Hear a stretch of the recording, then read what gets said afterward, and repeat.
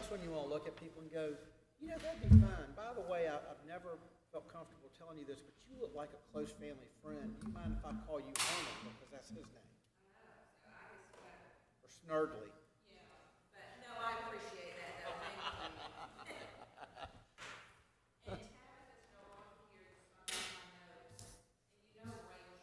Yeah. No, but I just bad about.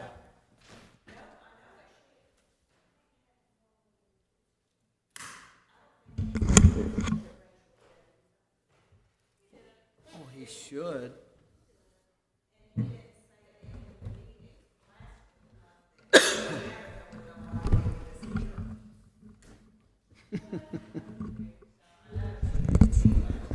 New Zealand. Where were you before? I actually worked as an attorney For who? Harvey and Marine. Yeah. Wait a minute. Have you closed something for me? You looked really familiar. They closed so many. Lake Carolina. That's why. Wait a minute. I'm so funny about.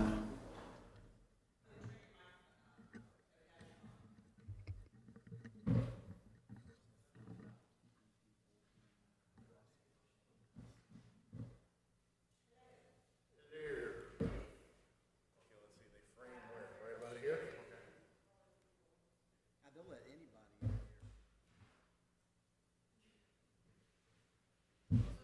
Wait a minute.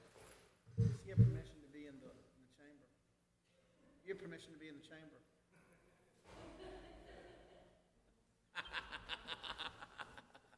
You doing all right?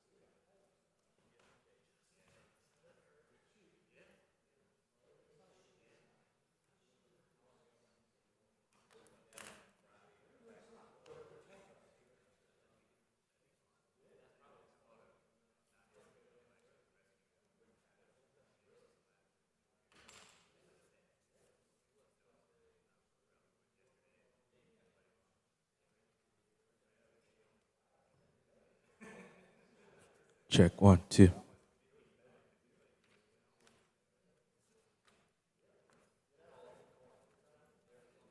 Check.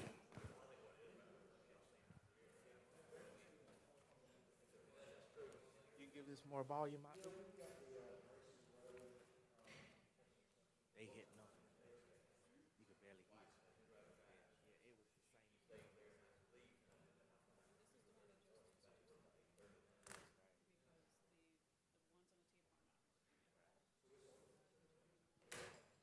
Is it a way?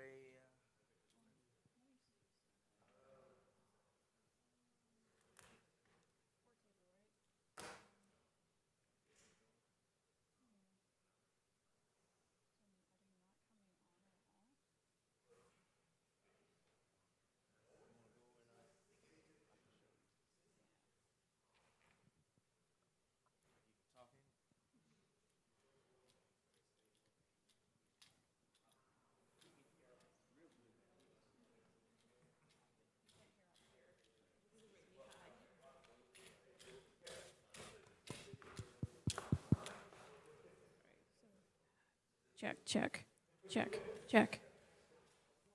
Hey, I'm doing good. Check, check, check, check. Yeah, it's very soft. Yeah.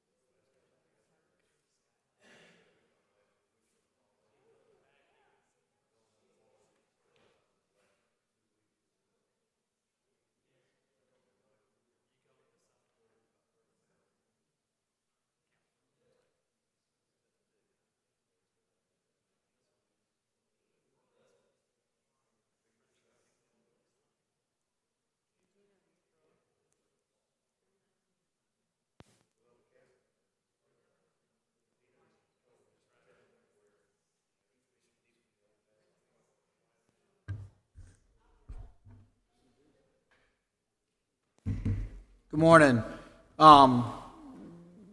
The BOZA meeting starts at 10 o'clock. We are waiting on two other members to arrive so that we can have a quorum to get started. So I thank you for your patience, but we need to wait until one more board member shows up to have a quorum. So thank you.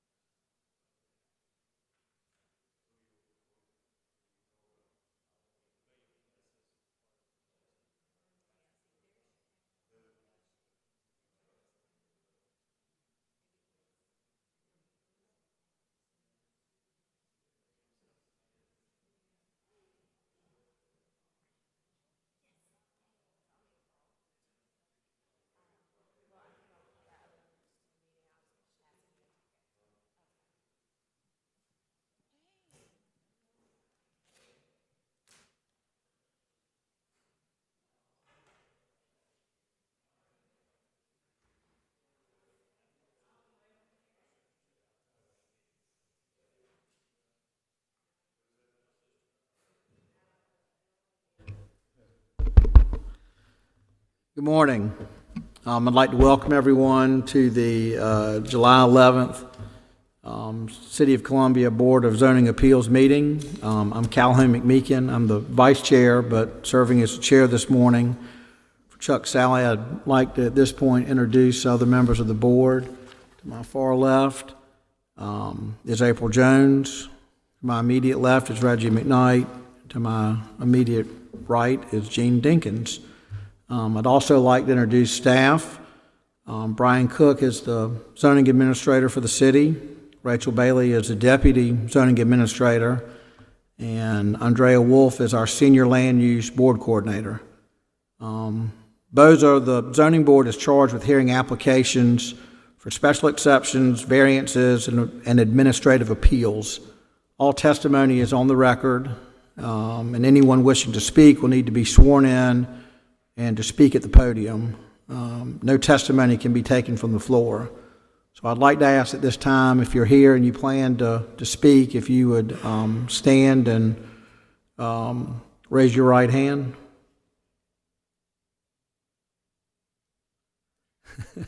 Just you. Do you affirm or attest that the testimony that you give today is the truth and nothing but the truth? Thank you very much. At this time, I will turn the meeting over to Mr. Cook. Thank you, Mr. Chairman. So item number 4 on today's agenda has been withdrawn by the applicant. That was item number 4. That was case 2017-0055, special exception. That was 1332 Main Street. That was the special exception to establish the liquor store. So if you're here for that case has been withdrawn by the applicant, so it will not be heard at this time or any time because the applicant withdrew it. So the consent agenda is used by the board to approve non-controversial or routine matters by a single motion and vote. The member of the board or general public wants to discuss an item on the consent agenda at the beginning of the meeting. That item is removed from the consent agenda and considered during the regular meeting. Items on the consent agenda today are number 1, approval of the June 13th, 2017 minutes. Item number 2, case 2017-0052 variance.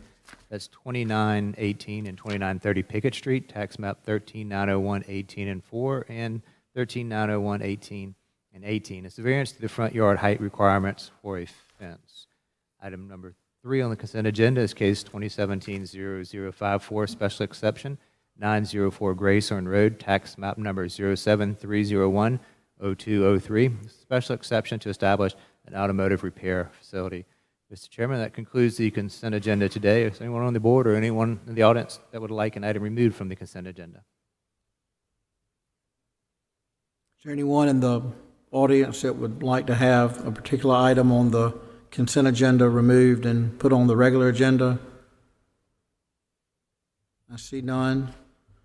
So I'd like to make a motion to approve the consent agenda as well as the minutes from the June 13th, 2017 meeting. Is there a second? A second. All those in favor say aye. Aye. Aye. Motion carries. Thank you, Mr. Chairman. We'll move on to the regular agenda at this point. There's 2 items on the regular agenda today. They're both at the same address, but they're 2 different cases, so we will hear them separately. That's item number 5 at 2017-0056 special exception, 1417 Barnwell Street, tax map 11402-0807. It's a special exception to establish a beauty salon. There's an existing structure on that property. The applicant is requesting approximately 1,300 square feet of that building to be used as a beauty salon in the front portion. And the applicant is here today and can answer any questions that you may have.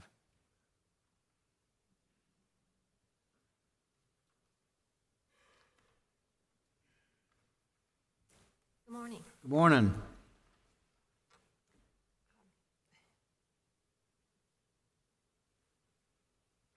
If you would, I'll just get you to run through your application and the criteria.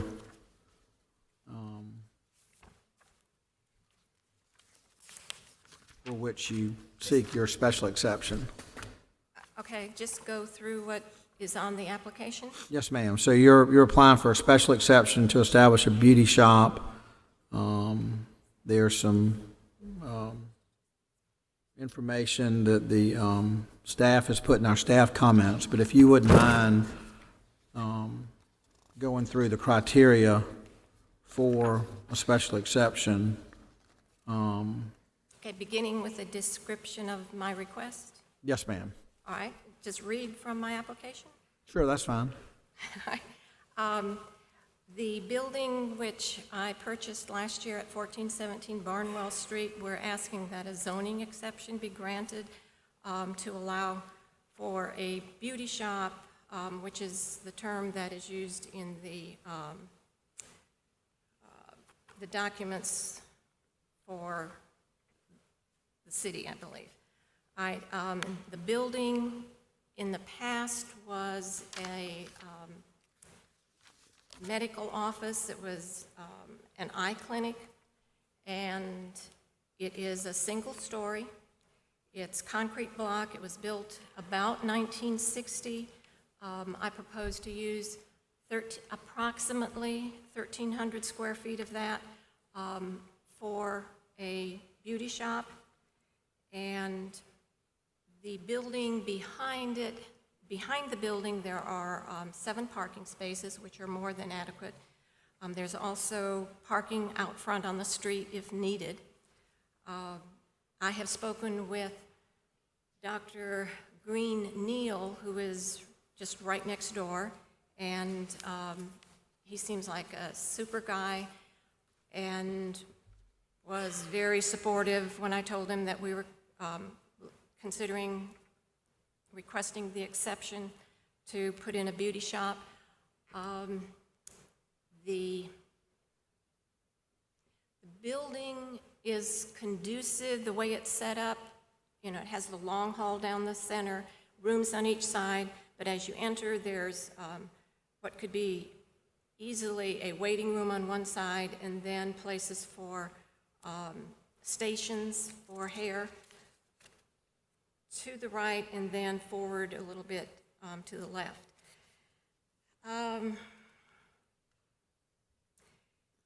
Client, well, let me give a little more. Maybe, yeah, if you'll just go through the, there's 6 criteria that are, you know, How will it not have a substantial adverse impact on vehicular traffic? right. Okay. If you just go through those, so you don't think that it would have a substantial impact on vehicular or pedestrian safety?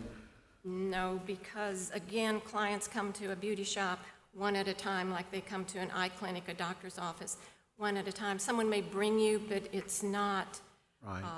a lot of traffic at all. It would simply maintain what had been there in the past as far as the I number think of people I coming read forward. that you thought that maybe it was a low percentage of people who might come in off the street, so to speak, that would be a very low percentage of people who would come without appointments.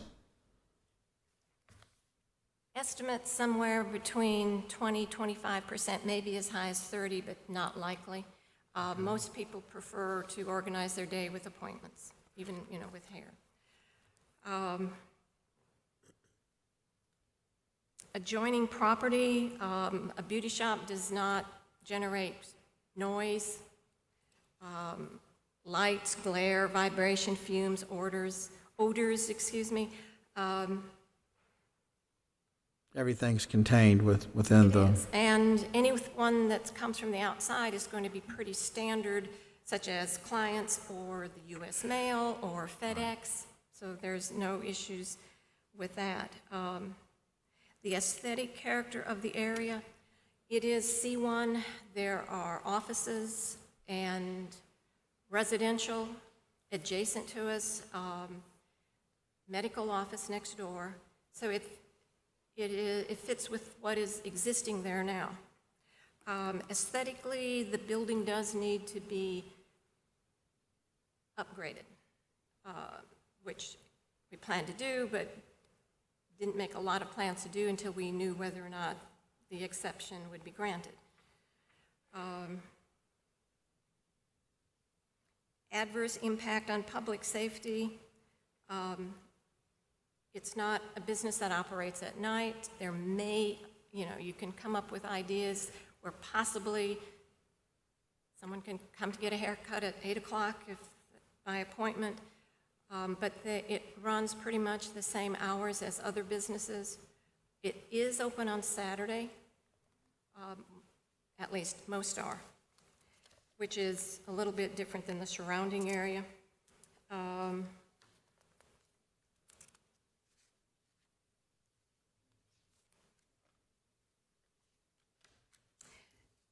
There are beauty shops, barber shops in the vicinity, but they're not real close.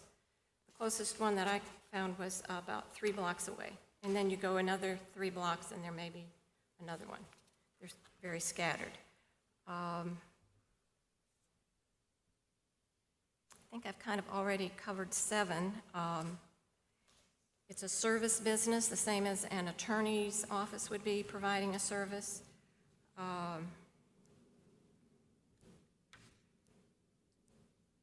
And again, clients come for a specific reason and then they leave. The only thing would be the need for parking, but that's already covered with these spaces behind the building.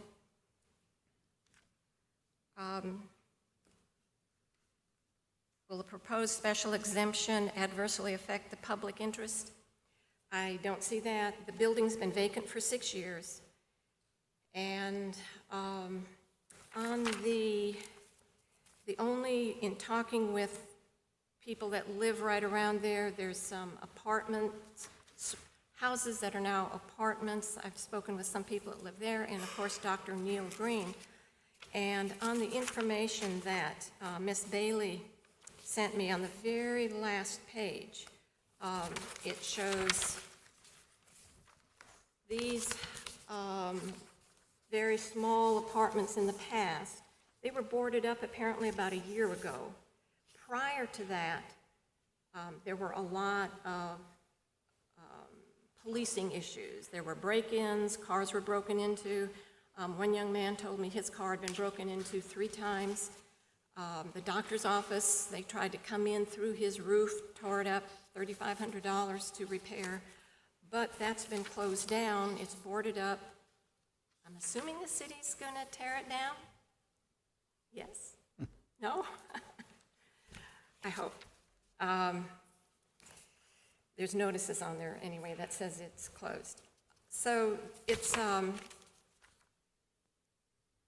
probably would not have gone with the building if these were still here with that kind of security issues and everything. So for the beauty shop would fit right in. Beauty shop, barber shop, whatever comes under that heading. Thank you. Okay. Any questions? Any questions for the applicant? Is there anyone in the audience that would like to come and speak in favor of or in opposition to this special exception? See none. We'll go on to board discussion. Does anyone have any questions or comments? Or So are we going to take each of these 2 special exceptions individually, or are we going to? there's a second special exception for the property to allow for a one-family residence, but that'll be separate. I think it's always a plus to see a vacant site redeveloped and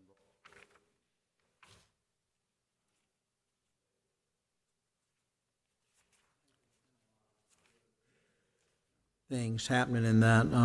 I had Mr. Garrett's property listed years ago that was kind of the boarding house, the old Chestnut, the bed and breakfast. Yes, I'm pretty familiar, and then my office is just 2 blocks down Pickens Street, and that's a great area, and it's encouraging to see with the Lorick House and some other different, and it's been a good, I think, mix of residential and commercial applications, and so this to me seems like a something that I'd be in favor of. That being said, would somebody like to make a motion? Yeah. I'm very familiar with Dr. Green B. Neal's office. isn't he super? So I'm just wondering, when do you think you'll be up and running? We haven't really done much because doing anything was dependent upon your decision. Okay. And then we've made the second request for an exception, up and running. How much time do you give me? Oh, no. That's just a question I just had. Hopefully within a year at the most, but I also work in a school district, so some of this is going to make for very busy weekends. It does. But Thank you. it's something that I look forward to because it's just fun to restore something. I'm excited for you. Thank you. I've got some ideas for landscaping and Regina, is that a motion? Was it a motion? I move that we accept and approve as the applicant has fulfilled all of the exceptions, the qualifications. We've had a motion. I'd like to just add as well that just all the conditions of approval that are in the staff comments just be added, if that's okay, to your motion. Yes. Okay, there's been a motion amended. For approval? Is there a second? Second. Second. All those in favor? Aye. Opposed? Motion carries. We'll move right on to the next one. It's the same location. Item number 6 on the agenda today is case 2017-0057, special exception. Again, 1417 Barnwell Street, tax map 11402-0807, special exception to establish a single-family residence. It's apartment. The same location we looked at before. In C1, you can establish a residential use in C1 for a single family. A special exception, the application stated that they wish to establish an approximately 400 square foot apartment in the rear of this property. The applicant is here today and can explain her request. all right, in the building for the, at 1417 Barnwell, it is 2,200 square feet, and not that much will be needed for the beauty shop. And there is in the design of the building, it has already in it some offices that have bathrooms in them, the way Dr. Asbell originally designed it.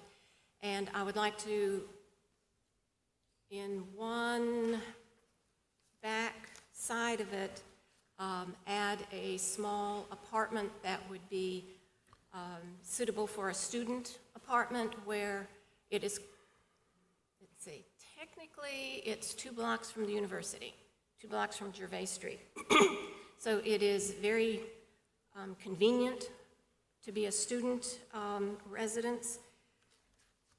The Amaryllis house and then Mr. Little's house, which front on Hampton Street, they are also apartments, former houses that have apartments in them. So it goes right with that. It would be a secure, separate apartment. It would not be part of the beauty shop. There would not be access between the two. And that's part of LLR's Requirement. for a beauty shop. And so there will have to be a few excuse me, structural changes made so that there is clear separation, not just a closed door or something like that. The apartment would be somewhere estimating 300 to 400 square feet. So it would be small. It would be a one-person, in my opinion, student apartment. Would you like to run through the same drill? Would you like to run through the criteria for this Okay. special exception? All right. The Do you think it'll have a substantial adverse impact on vehicular and pedestrian safety? one person at the most may have one car. You see the mopeds, the little bikes, or bikes. It wouldn't Any environmental factors that would have an impact on adjoining properties? Noise, lights, fumes, No. aesthetics? The aesthetics will improve once, you know, redo the windows and things like that, but no, it's just a one person. Not any kind of impact on public safety or create any kind of nuisance conditions? Concentration? This wouldn't create a concentration or proliferation of similar type properties? It's just the one apartment, and it is near two other houses that are apartments, but it's also a good mix in there of other businesses as well.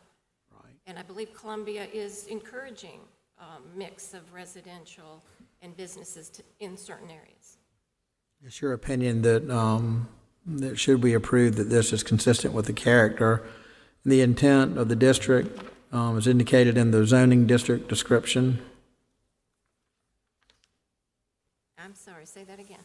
You think that this fits in the character of the district Oh, yes, absolutely. and is compatible for the location, and that this does not have any adverse effect on the public interest? No, Okay. Is there anyone in the audience that has any questions or reason to come up to speak in favor of or in opposition to this special exception? See none. Move to board discussion. Are there any board members that have questions for the applicant? I would just like to assure that with the fact that it's going to be a one-person apartment, possibly a student apartment, that I guess it could be a couple, you know, a married couple, but I couldn't see it. It wouldn't be anything ever more than that. I would just like to make sure that we're mindful of students and the nuisance possibility for parties and whether or not it would affect the surrounding. I just want to put that in our minds. I think just from having some, as I mentioned earlier, there's a bed and breakfast, just like a parcel or two over, but then he's also got one or two rental houses, and it's primarily been, they're students, but it was my experience with that property owner that it was law students, grad students. And then also the person or couple that I choose to rent to, you know, would be acceptable to me. Right. Absolutely. It may well be someone that uses it like a live-work.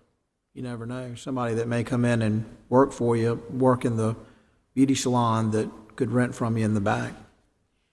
That's a possibility, but they would be Separate, right. Absolutely. Okay. Are there any other questions from someone like to make a motion? I'll make a motion to approve